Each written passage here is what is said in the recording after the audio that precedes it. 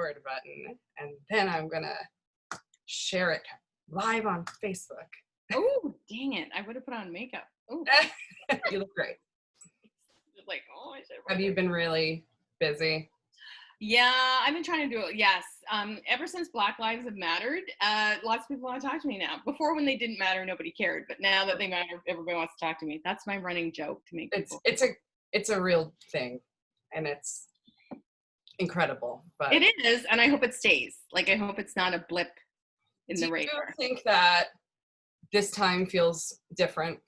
I mean, That's a burning question that everybody asks me every single day. And I'll tell you, I've been around for a while. So I was around when Rodney King being beat in the street 30 years ago. So every 30 years we have a reckoning. I feel like a come to Jesus moment as a collective consciousness, and everybody's like, wow, has this been happening? Where was I? Yeah, you're in your bubble of privilege, so you didn't see the rest of us struggling and suffering. Sorry if that makes you uncomfortable, but that's the truth. That's the truth.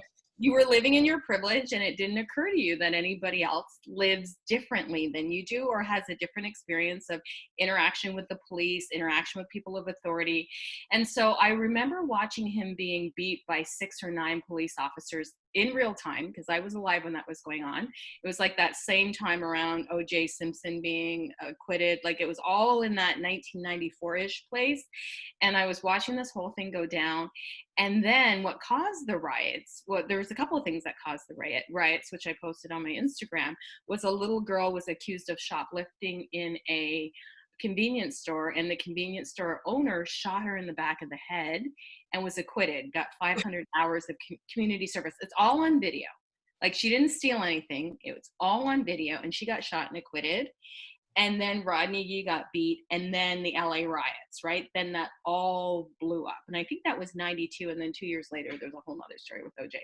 But that all blew up. And then there was this like intense look at race and what are we doing? And how do 9 police officers get away with beating a man who was clearly defensive? How does this little girl who looks to be about 12 or 13 get shot in the head by an owner of a convenience store over a bottle of orange juice and still get acquitted? And then there was this, again, a reckoning and come to Jesus moment, and all, there's always the Reverend Al Sharpton stepping in and talking about and trying to contextualize everything. And then we're all appalled and scared, and oh my God, we have to do something. And then for a week or so it's better, or a month or so it's better, or 6 months or so it's better. And then we backslide into old patterns because that's what's most comfortable for the dominant culture. So at some point, the dominant culture gets tired of feeling uncomfortable, and we kind of backtrack a little. So it's like 10 steps forward, 5 steps back. But it's always interesting to me that people don't understand that they're looking through the entire world through the lens of their own privilege, through the lens of their own lived experience, no matter who you are. So all of us have some kind of privilege. All of our experiences in the world create the lens and the focus in which we see the rest of the world. And then when we don't see these other things happening in real time, we don't think they're happening, or they're not happening to our friends. So people must be confused. Are you sure that's what they meant? Are you sure that's what you saw? So then that whole like gaslighting thing happens. But in this particular moment, we were all on lockdown. We were all safe or sheltered at home, and we were all consuming tons of media, tons of social media. There wasn't an opportunity to look away when we watched George Floyd lose his life and call out for his mother in the last few seconds of his life. You were riveted to that moment, and you couldn't deny that was happening any longer. So why does this feel different now? It does feel different now in that when I look at the majority of the protesters, a lot of them are white folks. Before, it was always Black folks. If you look at the civil rights movement, it's always us Black folks begging the dominant culture, please see my humanity. Please know that I'm no different from you. Please know that because my skin is dark doesn't mean I'm any more violent than anybody else. Please understand that I'm losing my children in the streets. We couldn't turn away from that in that moment. We couldn't be distracted by work because most of us weren't working, or a lot of us weren't working. There was nothing else to watch because we've consumed everything we can consume on Netflix and HBO. We were riveted in this moment. And what's different about it is the makeup of the protesters. What's different about it is the entire world jumped on board. They were having Black Lives Matter marches in Germany and, in Norway. Like, it was just surreal. And I really feel like millennials and the generation after them, Gen Z, that's my children's generation, are different because I grew up when rap music just came out. I'm just dating myself all over the place here. I came out when rap music just started, like in 1982 when we had Grandmaster Flash and What's This New Song? People are breakdancing and boy, is this cool, right? I grew up in that moment, but this next generation grew up knowing Black music, knowing Black artists, hearing a lot of these stories already. And then my kids' generation is the most multicultural generation ever. So this is the generation that's going to flip the dynamic, right? What is it, 2040, 2050? Where here on Turtle Island, we are not going to see white as the majority. It's going to be more brown-skinned people as the majority. And I think that scares a lot of people. I think the people who've always grown up with people of color in their lives are like, yeah, I've always had a friend who was Asian and Black and whatever. And that generation gets that. These are their friends and their people and are less disconnected from that. Because when we look at the statistics of how many white folks actually have friends who look different from them, it's very low. It's something ridiculous, like 75% of white folks don't have friends who aren't white. And if you don't have a Black friend or an Asian friend or a friend with a disability or a friend who belongs to the LGBTQIA community, there's a huge disconnect from the humanity of those people. So it's easy not to see when injustice happens to those groups of people. Does that that was a really long way to answer. A really long entrance. No, but sorry. I think it is true in that, and in our industry in particular, it's dominated by white folk. That's not a secret, right? No, that's not a secret. We were talking about that for a long time. Right, and it's represented in the makeup of who yoga studio owners hire as staff members and who they attract as clients, whether that's knowingly or unknowingly, right? And so I did put you on live somewhere in the middle of that. We just jumped into a conversation. That's okay. I'm really not one for small talk anyway. But what I'd love for you to do is just introduce yourself, who you are, what you do. You already covered so much of what you think about the current climate, but I'd love to hear your thoughts on sort of how Black Lives Matter movement is shaping the wellness industry and what wellness industry professionals can do to contribute, whether that's by using their own platforms or just internally. So first interview. Okay. So first, who are you? Okay, that's good. Okay, I'm Dianne Bondy. I have been in movement, in yoga, in fitness, and all the things for the past 30 to 35 years. My embodied movement career started when I had an assignment in my gym class to put together a class, a fitness class, and I decided to teach a little bit of yoga, and it became my thing. So my mother taught me yoga as a child. I started doing yoga when I was 3. So I've been on my mat for 47 years, and I've watched how this whole industry grew. I've watched how it transformed from something that was kind of at the margins, kind of something hippies did, kind of something, kind of that feel at the time where yoga studios weren't like a mainstream thing. Yoga clothing, you didn't buy $100 yoga tights, like there weren't $100 mats, none of this thing was going on, and how it became really commodified and really linked to the fitness and beauty industry, and how we started to see certain groups of the population excluded, whether if it wasn't if they didn't have the expensive clothing to show up, if there wasn't a yoga studio that was close to them that was accessible, if the postures were just way too athletic and not able, I've seen all the trends. I've been in the fitness industry, I've been in the yoga industry when we started out in jazzercise, and then we went to step class, and then there was group fitness, and then we decided we were going to ride on a bike in place. I've seen all. I'm old. The worst. The worst. I'm Right? not old. Yeah. Right. I've seen all of these things kind of evolve, and as the population is aging, as the baby boomers are aging, I saw, the increased interest in exercise that could be not only, great for your body and very physical, but also a connection to your mind and spirit, because we're all highly stressed and all of us don't have a lot of time, and all the things that contributed to the evolution of where we are now. And as a yoga practitioner and then a yoga teacher, I noticed that people like me, I wasn't seeing people like me, people in a larger body, people in non-conforming bodies, Black people. I was always the only Black person, the largest person in class, the person that lots of people didn't talk to a lot of times. I've had, yoga teachers dismiss me because of my skin color, dismiss me because of the size of my body. So it was very evident to me that all of the larger problems with society in the world also shows up in yoga spaces, in places where we're supposed to be spiritual, in a word that means unity. We still see, this overrepresentation of white wellness, this overrepresentation of white teachers, and an underrepresentation of everybody else. And to me, that was super problematic. So I became an accidental activist by writing a blog called Yoga Isn't Just for Skinny White Girls back in 2011, 2012, I don't remember, a long time ago. And I published it in Elephant Journal, and it blew up because there were so many people, it was my big viral moment. There was so many people who felt so left out of this practice. So everybody had a story that they wanted to share. If you can find that blog post, there's thousands of comments on it. And then there was a group of skinny white girls who also came for me.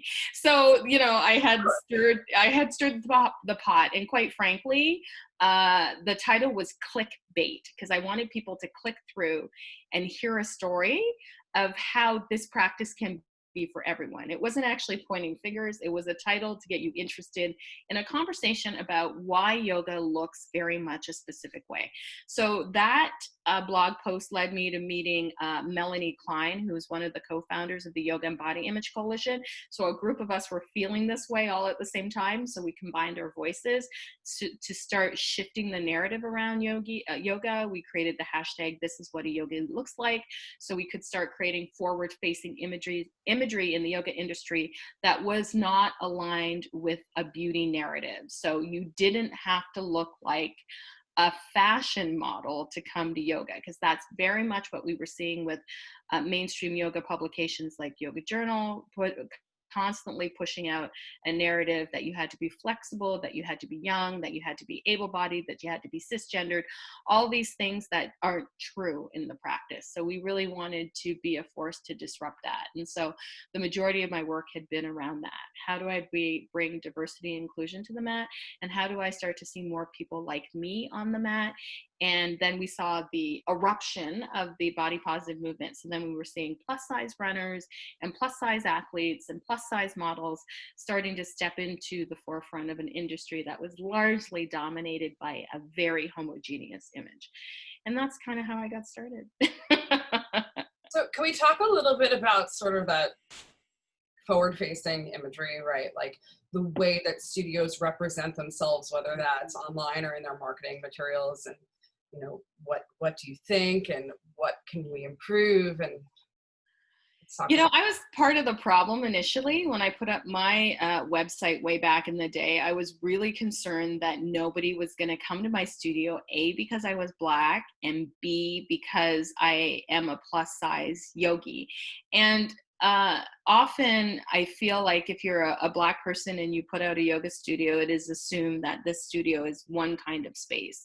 And so initially I put up the generic, I went to, whatever the, Shutterfly stock Whatever, yeah, photos. exactly. Like, Stock photo, whatever, and just typed in yoga, and guess what came up? Nobody who looked like me. And so I used those stock photos for a long time. And I remember my yoga teacher and mentor saying to me, "What are you doing?" I'm like, "Well, I have to pay my rent and I need people to come." And so he was like, "No, no, no, that's not what we do.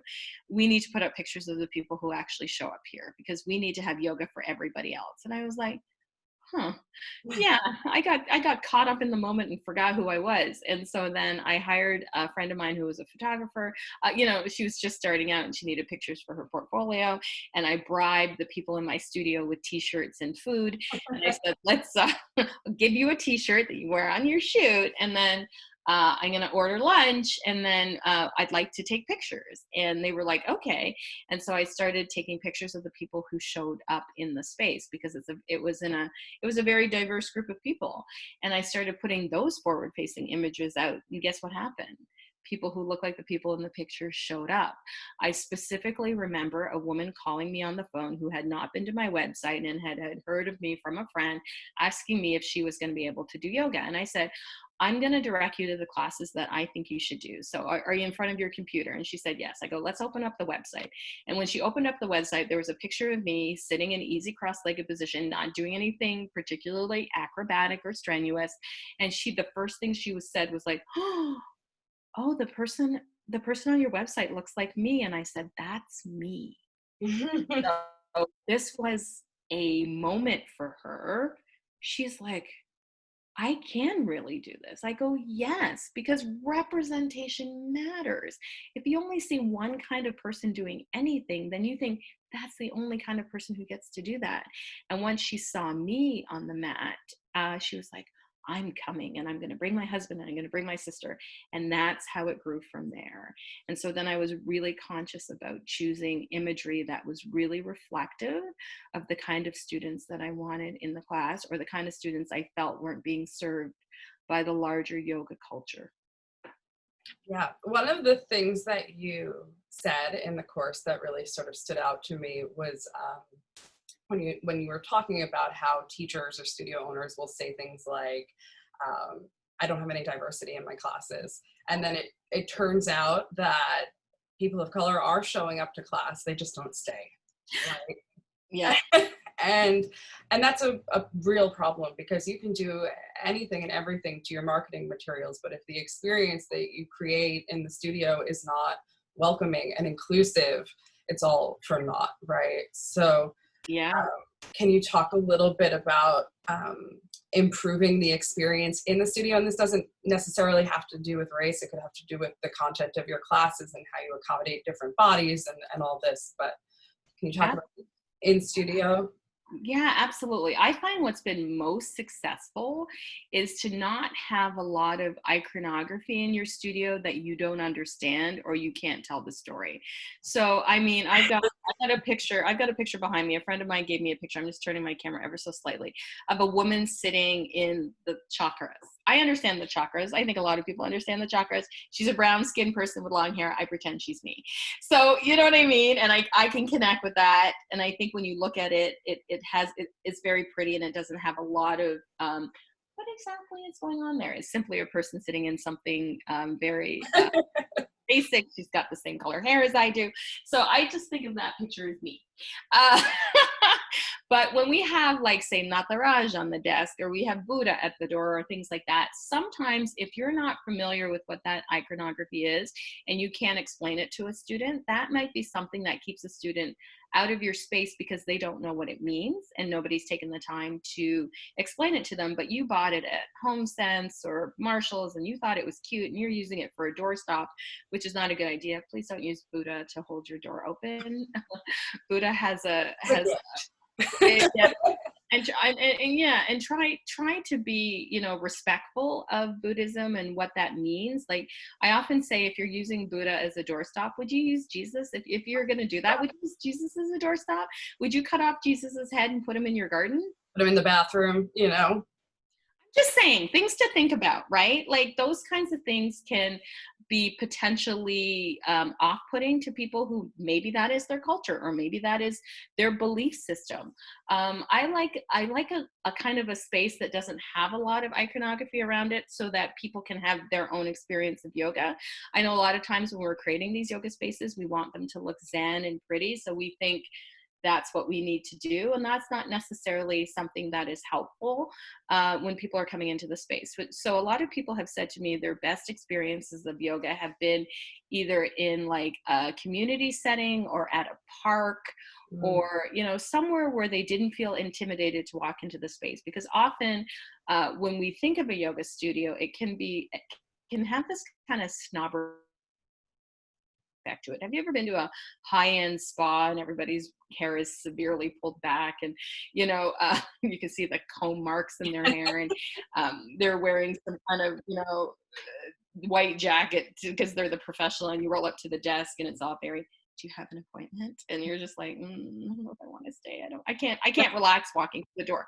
So we want to be friendly to everybody who walks through the door. And that can often, if people have their own prejudices and bias against people in big bodies, people who look different from them, that shows up on your face when people walk through the door. So you might want to look at your face when you're greeting people who are coming through the door who look different from you. That's an experience I had. I went into a studio, somebody gave me the once over. I was 6 weeks postpartum, and the thing they said to me was, this is going to be hard, right? Like, Ugh. oh, yuck, 100% yuck.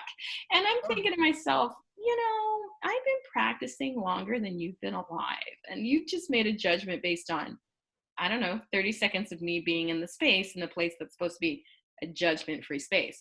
So these are things that we have to look at in our own bodies. Like, we have to look at how we engage someone that is different than us. And if our reaction to someone is to other them instantly, or for our reaction to someone is to welcome them instantly.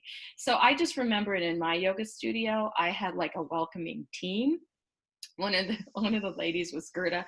Gerda was excited to see everybody. It didn't matter who you were. She was excited to see everybody. So I made her the welcoming committee because she was always at yoga. And if somebody new came to class, I smiled, I introduced myself, I asked them, what they like about yoga. That was a way around of saying, have you ever done yoga before? So I Right. just say, hey, what do you like about yoga? What drew you to the space? And they'd be like, oh, this is my first class. I've never been to yoga before.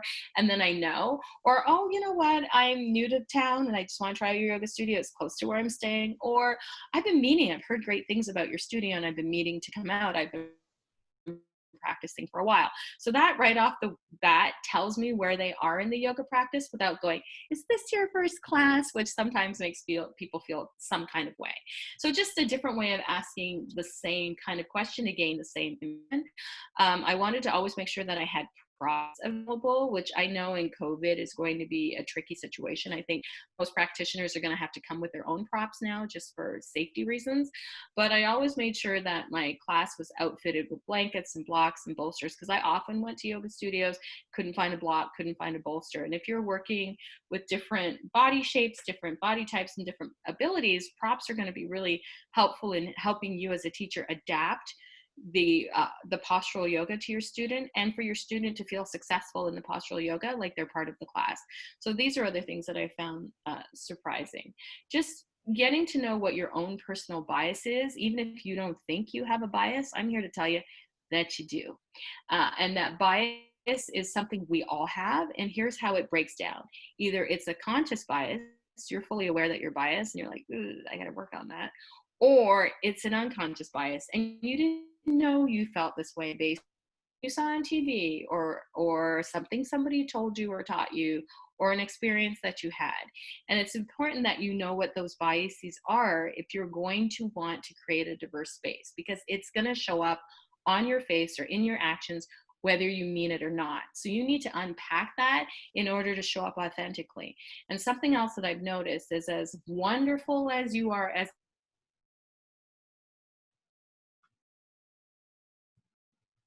you let your students know that their bias, prejudice, or bigotry will not be tolerated in any way. Because I've often been to spaces where the desk staff has been lovely, but then I step into a space and everybody around me is kind of giving me the side eye. And I'm just thinking, what how do you address that? Do you start putting up signs everywhere when you're teaching your classes? Do you make mention of that this is a practice for everybody? And if we are judging anybody while we're sitting on our mat, that we have more work to do in our own understanding of our spirituality and our own humanity. Like if you're seeing that kind of thing happening in your studio as an owner or a teacher or somebody who works at the studio, you need to address it to its sweet immediately. So I think the silence aspect is something that's coming to the surface quite a bit lately, and we're coming to the understanding that saying nothing is saying something, saying a lot, actually. saying a lot, right? And so, what would you say to a studio owner who has chosen, even now in this sort of like, you can't ignore it, as you said in the beginning, right? Who's even now choosing to say nothing? That you will be on the wrong side of history, and I want you to be okay with that. I want you to be okay with that. To me, when I look at my local yoga studio spaces, the people who are saying nothing are saying everything. And I tend to be a bit of a call out person, I'm not gonna lie.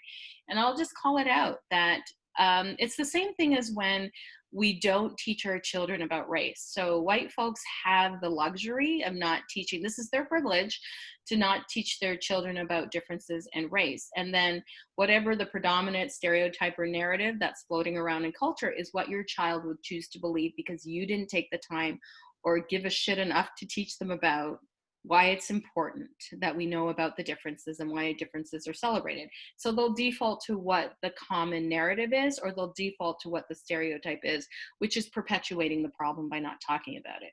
And we really also have to be careful that we're not teaching color blindness, which is like, I'm so tired of hearing this. And if I hear it one more time, I'm gonna lose my shit. Dianne, when I see you, I don't see color. I was raised to not see color. Well, that's really problematic, because how do you know when you're at a red light if you don't see color? That's just my joke. But I'm just like, everybody sees color. If something happened to me, you wouldn't say, like if you were describing me to somebody, you might say I have purple hair, but chances are you're going to say she's a Black woman, 5'2". Like you're going to describe what I look like. So you do see my color, and there's nothing wrong with seeing my color because it's a big part of my identity. I know that the underlying idea that you're trying to relay to me is that you treat everybody equally, and I'm going to let you know that you don't. And I think you think that's what you're doing, but I think if you took a deeper dive into what you believe, you would see that you have a bias. And just so I'm clear, everybody has a bias, and we live in a culture that embraces white supremacy. So you are growing up in that all around you in everything that you see. So it can't help but shape what you believe, right? And so it's not your fault, but it is your responsibility to unpack that and see it for what it is, right? And to understand that when you don't say something, when grandma makes a racist comment or a joke because she's old and well, she's old, or you don't speak out about Black Lives Matter, that you haven't addressed your bias. And what's the fear? If you don't want to see people be brutalized in the street, how come you just won't say that? And so that's something you have to look at within yourself. Yeah, I agree with you completely. What if the fear, I mean, I think, there are several reasons why someone would opt to say nothing. Yes. One of them is very obvious, but what if the fear around speaking out, like particularly on a business platform, is saying the wrong thing, which, to be totally upfront, I've thought that many times. I've had that fear many times, and it hasn't stopped me from expressing my views, but I know that's coming up a lot. So you know what? We are all going to step in it. And I've certainly said the wrong thing. And if you say the wrong thing and somebody calls you out, because that's the culture we live in, you go, oh my goodness. And you give an honest apology and you say, I'm just learning. Or if you want to say something, say to them, I'm just learning. This is the emotion I'm trying to convey. I'm not sure if I'm saying it correctly, but this is what I want to say. And if you qualify that statement, then at least people know that you are trying. But you saying nothing says a lot, and you making bullshit comments like this yoga studio put up this comment that flew in the face of ahimsa. So let's use ahimsa as the pivot point here. Here at whatever yoga studio, we embrace that all bodies and all people are welcome in our studios. We're here to serve everybody. What does that say? That is just a really flowery way of saying all All lives. lives matter. So I, of course, in my call out self that I am saying, this flies in the face of ahimsa. We understand that all lives matter. Nobody's saying that all lives don't matter. But right now, Black folks are being killed and beaten in the street, and we need to focus on that. It's like, it's like saying, this is going to be a little racy, and I apologize if anybody's offended. My sister-in-law, my sister-in-law put this up on her Instagram a few weeks ago. She was like, "You go to the doctor because your dick is broken. You fell down and snapped your dick in half, and you're laying on the table, and your doctor starts fixing your wrist and your shoulder and your elbow, and you're like, dude, my dick." And the doctor says to you, "All limbs matter, right?" And I just thought, perfect. It's funny. We get the point. I shared the shit out of that. There's many flying around, but I think that could be my favorite so far. I thought it was funny. I just thought that was really funny. So, you know what I mean? Or I like the other meme I saw the other day is like, for those of you who want to keep touting all lives matter, then you have to say happy holidays. You can no longer say Merry Christmas. That's right. All holidays matter. Holidays matter. Okay, so stop with that, right? When you put it in context like that, do you see how ridiculous it is? Like, I just need to show you. I do. I know. Feelings, I don't give a shit anymore.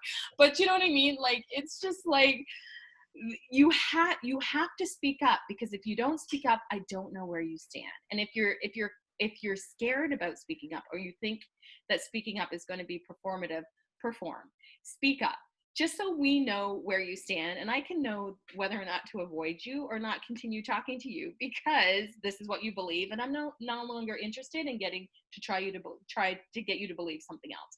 I'm here trying to elevate awareness around my humanity so that I don't have to worry about my sons every time they leave the house. I want to remove that stress from my life. And if you can't get on board with that, I need to know ahead of time so I can just move around you. So if you're not going to be part of the solution, then just get the fuck out of the way. Like, I just step aside so the rest of us can figure it out, and know that you are going to be on the wrong side of history. And if you're okay with that, then so be it. You know what I mean? That's kind of where I'm at in the world now. I need to focus on the people who actually want to make a change. And if you're not interested in listening to the stories of people who are grossly being affected by this, or people who are constantly trying to have their humanity realized, then I just don't have time for you. Like, just go do something. Go do Pilates. I don't know. What do you think are some ways that community leaders can be effective and can use their platforms to send the right message?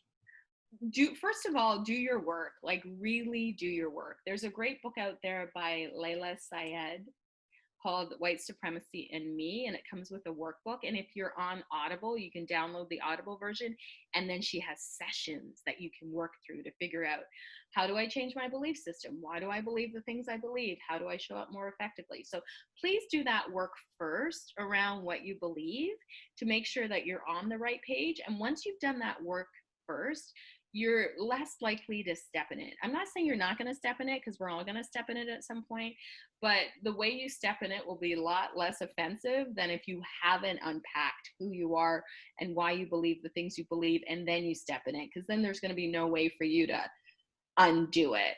So using your platform and posting what you believe in places where your peers can see it. It's one thing for you to say nothing and then to DM me going, Dianne, you know that I'm part of this and I want to be an ally, but yet you haven't posted anything on your page. To me, that's covert. I need you to be overt. I need you to step up and say, this is wrong and I don't support it. So I work for a lot of online platforms, and quite recently Yoga International just put out a statement and said, this is what we believe. They're selling t-shirts now and donating to the NAACP. I mean, they're using their platform, their massive platform, to do that. I was speaking to the CEO this morning. He says mostly people are on board, but there's a lot of disappointing responses. And I'm thinking, if you're getting a lot of disappointing responses from the yoga community, all of those people aren't doing their yoga. So it's probably good that you call the pack and clear out the people that aren't going to be moving this whole conversation forward. You can donate to organizations like, the ACLU, the Southern Law of Poverty. Like there's lots of places, your local chapter of Black Lives Matter. If you don't know what to do, help raise funds for people who are doing the work. If you want to use your platform, share the work of the people who have already been doing this for a long time. That's the best way not to step in it, is to align yourself with those people who've been out here in the trenches forever doing the work and have platforms. Bolster their platform with your platform. That's the safest way that you can do it. And you'll get educated in the process, because there's many layers that go on with this. And there's a lot of internal work that has to be done. And there's a lot of self-reflection that can be super uncomfortable. And the moment that we're asked to be uncomfortable is the moment that we want to shut this down and turn it off and turn away. And for white folks, that's your privilege. You get to shut this down, turn away, and ignore it. As a Black person, I don't get that. I don't get that privilege. I have to be uncomfortable all the time. It's such a And central teaching of yoga, right? Is that the transformation happens in the discomfort. So the irony of not doing that work is interesting to say. isn't it though? I think people have forgotten this isn't about trying to do handstand in the middle of the room. It's really about, what do I learn about myself? How am I showing up in the world? And how am I being a better citizen of the world, and being connected and listening to voices that are different than mine, and elevating voices that are different than mine, and making sure that we can create a equitable platform for everyone, so that we all feel seen. And that for those of us out here raising children, it takes, it's an extra special challenge to raise a child of color, because you don't know when they're going to be mistaken for somebody, and when a vigilante is going to feel like they can take them out. So I just recently saw a portrait of Trayvon Martin that looks exactly like my son, and it hit me in the pit of my stomach, because when I was looking at this portrait, my son happened to be eating Skittles. And I asked him to come over, and I go, look at this picture. And I said, who does this look like? He goes, who is this, Mom? I go, who does it look like? He goes, oh, it looks like me. It looks like a picture of me. And I'm thinking, yeah, this is Trayvon Martin. And Trayvon Martin passed away when my son was really young, and he knows exactly who he is at 15. And he knows exactly what I was trying to show him. And I've had to educate my children about how to walk in the world. And I was really hoping that my generation wouldn't have to do that. I was hoping that conversation that my parents had with me could have ended with me. But unfortunately, I still have to have this conversation with my children. So I'd be really grateful if the conversation would end with my sons, and that they could allow their sons to just live in the world and not have to worry about all these things. Just a thought. Yeah, I mean, I think that one of the things that I've taken for granted in my life is the fact that when I see a police officer, I feel safe. I've never feared for my life. And I think just like understanding the difference in the way that other people perceive the world around them, but they don't even feel this basic human right of being protected in the world is such a it's such a shame. It's the deepest shame of our country, and Yeah. I feel like this stuff needs to come to the surface, and people really need to see it in their own lives and feel what a glimpse of what it could possibly feel like to fear for their own children's lives in order to really understand. And that's not love and light and handstands and Oh yeah. virtually bypassing what's going on in the world. Yeah. A lot of people do that, and I've been hyper aware of who's posting what in my own communities, Sure. and calling it out when I see it. Because if you can't see my humanity, stop saying namaste to me at the end of class, because the light in you doesn't see the light in me. It just doesn't. Or you would do something. I want to talk a little bit about sort of the internal systems of a yoga studio, and specifically about staffing. So there are not, at least where I am, and I live in a very diverse area actually, and one of my closest friends owns a yoga studio here, and she's got a very diverse clientele, but not a very diverse staff. Yeah. And she's worked really, really hard the last couple of years on improving things, but it's by no means equitable or perfect. And so one of the ideas that I've heard tossed around the yoga studio owner community is, offering free or reduced price teacher training to people of color. And I feel like in some ways that's problematic because it makes the assumption that But people can't afford to come because they're Black. which I've heard it manifest in a couple of different ways, free classes or whatever as a result of what's been going on. So I think that's a problem, Hmm. but I don't have a wonderful solution for how to attract a more diverse staff or how to um, attract a more diverse pool of teacher trainees. So what do you make of that? When I'm in California, if I ever get to California ever again, I don't know, sequestered here in Canada forever. I go to the Tree Yoga Studio, which is run by a friend of mine, and it's the most diverse studio I've ever been to. She's white, and she runs teacher training specifically for Black teachers, so that Black teachers or Black students feel safe, that they're not going to have to be educating their white counterparts about, which further oppresses us. So know that when we're educating you on the plight of our lives, it comes at harm and risk to ourselves of reliving these situations in order for you to learn. So keep that in mind when we talk about these things. But she specifically t- wanted to create teachers of color to teach in her studio. So she specifically ran a teacher training that was focused on people of color. Now, could anybody join? Absolutely. However, the focus was going to be, so when people were joining, they needed to know that the focus was going to be on, creating more diverse communities. When she was interviewing people, know that we're really going to be supporting teachers of color who are underrepresented in these spaces. And she has done an incredible job of creating lots and lots of excellently trained teachers within her space. And what she's done is, yes, she's offered it at a discount. Yes, she does live in, or her studio does function in an area that is a lower income area. So that is a consideration. But she's also done funding, like done a GoFundMe to create scholarship opportunities. Yoga Alliance has scholarship opportunities that people can apply for.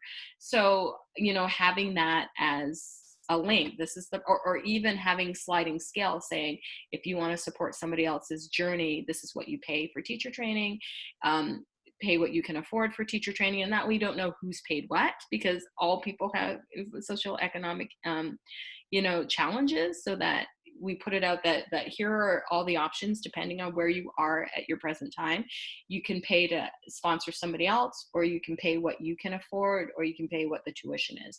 And I find that's very helpful in diversifying who is going to apply. I like that idea. Um, I love that. We did it in the Yoga for All teacher training quite recently. We did that whole sliding scale thing because we were in COVID, and some people were still working through COVID. Some people weren't affected by losing their jobs, and some people want to sponsor other people. That's their form of activism. They might not be out there loud and proud, but they are behind the scenes doing fundraising and doing things like that to support. And so that gave people who had the money to support somebody else who was going to be on scholarship. So making sure that you put the resources on your application, like if you're coming, everybody's welcome, maybe not list the pricing right away on your thing, but to let them know it's accessible. Everybody's welcome. We have pricing options, and then letting them know there are these scholarships available, there are these payment plans available, so that people, anybody who needs financial assistance can get it. Tell people that you are looking to diversify and create spaces, and look to your people who are coming in the studio, who are people of color, who are loving the practice, who you're seeing 5 or 6 days a week, and go, have you ever considered being a yoga teacher? Because I think you have a strong practice, you love it so much. We need more people like you in class showing other people that this is also for you. And then there's ideas of doing kind of like pilot project programs, like if you're in an area where there's a community that has like an active community. If you go into a community space and there's an active community already, and people might be interested in that, approaching that active community and saying, listen, is anybody in your community interested in learning about yoga or becoming a yoga teacher to take back to your community? Because we are offering spaces to create diversity within this very limited diverse space, and we're offering it out to you if somebody in your community is interested. And those are the ways that I would tackle that. I love that. It's actionable, it's helpful, it makes sense. Yeah. Cool. All right. We're coming up on time. That went so fast. That went so fast. No, it always does. Um, is there anything else you'd like to say to a group of studio owners? And I also want to say there are like a handful of people that are still watching. So if anyone has a question to contribute, feel free to ask it on the comments section. I'm looking, but anything to wrap up or? Keep doing what you're doing. I know these are difficult times. Make sure that you are sitting in your discomfort, because that's what yoga asks us to do. And that's where we learn the most. That's when we connect the most. And you know that people who look different from you just want the same things that you do. And, you know, they want to just, That's simple. yeah, it's that simple. And I also want to say we're not a vindictive group of people. People who are at the margins aren't vindictive. It's not like once we get the power, we're going to stick it to the other side. We just want to be like, hey, we're all in this together. And now I can walk down the street without somebody questioning, do I belong on this street? Why am I on the street? Who am I visiting? Can I see your ID? Or just calling the cops and hoping somebody will kill us. Like, so let's really think about how we treat each other. If you're really invested in this practice, start with the very first tenet of ahimsa. How can I create less harm to everybody around me? To everybody around me. That's right. Thank you so much for your time and for contributing and for being here. I really, really appreciate it. And I see lots and lots of thank yous, and this has been awesome and so trues popping up in the comments. So thank you everybody for watching. Thank you, Nicole, for inviting me. Had I known I was going to be on TV, I probably would have put on some makeup, but this is me freshly showered. like shorts on the bottom and like earrings, checking out your lipstick. My dog is like licking my feet. Like it's all, yeah, it's a video Zoom. Thank you so much. I'm going to end the live and then I'll say goodbye to you. Okay. Okay. Thank you. Bye, everyone. Okay. We did it. Yay! Technology worked. What'd you say? Sorry, what'd you say? I said technology worked. It works. It worked fine. Thank you so much. It was really of course, helpful. Of course. I hope it was helpful. I hope people got it was helpful to me. I mean, I own a studio also, you know. Where are you located? I'm in northern New Jersey, so right outside of New York City. You know what? When I fly to New York City, I fly to Liberty. I know lots of Newark, yeah. I know lots of people don't like that airport, but I like it because I can see like the Statue of Liberty when I fly in, and then I get on the shuttle, $12, and it drops you right off in Times Square. I'm like, it works. I live maybe 10 minutes from the airport. Which is perfect, right? And yeah, I think New Jersey gets a bad rap. Like, why? I was in New York looking over at New Jersey. I don't remember.